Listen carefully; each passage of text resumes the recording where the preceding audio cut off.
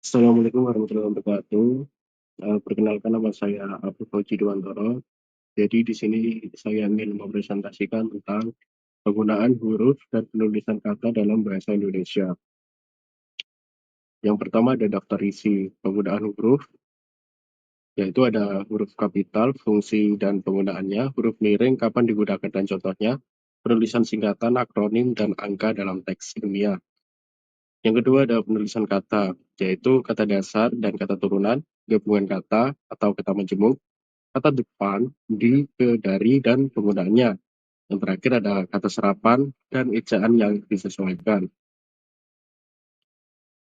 Huruf kapital. Huruf kapital sendiri merupakan huruf besar yang digunakan dalam penulisan untuk menunjukkan hal-hal khusus seperti nama diri atau awal kalimat.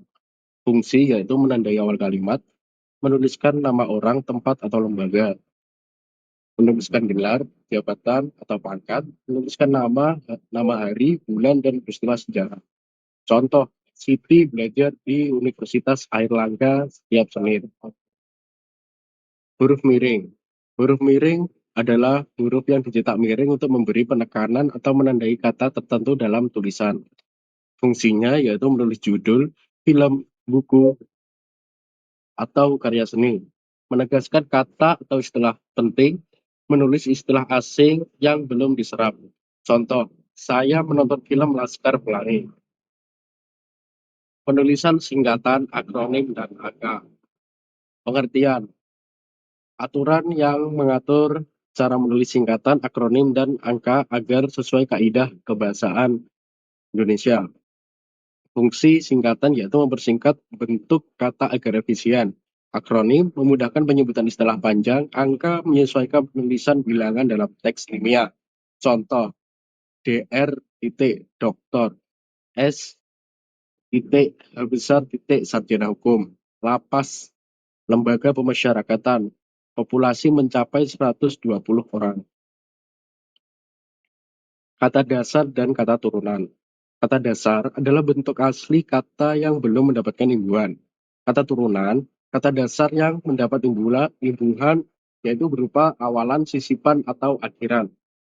Fungsi menentukan makna dasar suatu kata. Membentuk variasi makna melalui penambahan imbuhan. Contoh, ajar, pengajar, pelajaran. Gabungan kata majemuk. Gabungan dua atau lebih kata yang membentuk makna baru dan digunakan sebagai satu kesatuan makna.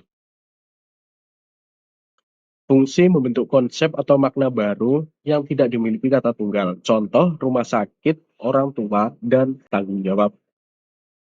Kata depan, di, ke, dari. Kata depan adalah kata yang menunjukkan tempat, arah, atau asal suatu perbuatan. Fungsi menunjukkan lokasi, arah, atau asal tempat, menjelaskan hubungan antar unsur kalimat. Contoh, di rumah, ke sekolah, dari pasar. Tapi dibeli, dilakukan karena menjadi imbuhan. Kata serapan dan ejaan yang disesuaikan. Kata serapan adalah kata yang berasal dari bahasa asing atau daerah yang disesuaikan dengan ejaan bahasa Indonesia. Fungsi memperkaya kosakata bahasa Indonesia, menyesuaikan penulisan agar mudah dibaca dan dipahami. Contoh, efektif jadi efektif, teknologi jadi teknologi, communication jadi komunikasi. Kesimpulan, penggunaan huruf dan penulisan kata yang tepat sangat penting untuk menjaga keterbacaan, kejelasan, dan kerapian bahasa tulis, terutama dalam karya ilmiah. Huruf kapital digunakan untuk menandai unsur penting seperti nama diri dan awalan kalimat. Sedangkan huruf miring berfungsi sebagai penekanan atau menulis istilah asing. Singkatan, akronim, dan angka harus ditulis sesuai aturan agar informasi tetap jelas dan konsisten. Dalam penulisan kata, penting memahami perbedaan antara kata dasar dan turunan, kata majemuk, serta penggunaan kata depan di, ke, dari yang benar. Kata serapan perlu disesuaikan ejaan agar sejalan dengan kaidah bahasa Indonesia yang baku. Dengan memahami aturan ejaan ini, kita dapat menulis lebih profesional, komunikatif, dan sesuai dengan kaidah kebahasaan Indonesia. Mungkin itu saja yang dapat saya sampaikan. Bila ada kurang lebihnya mohon maaf. Wassalamualaikum warahmatullahi wabarakatuh.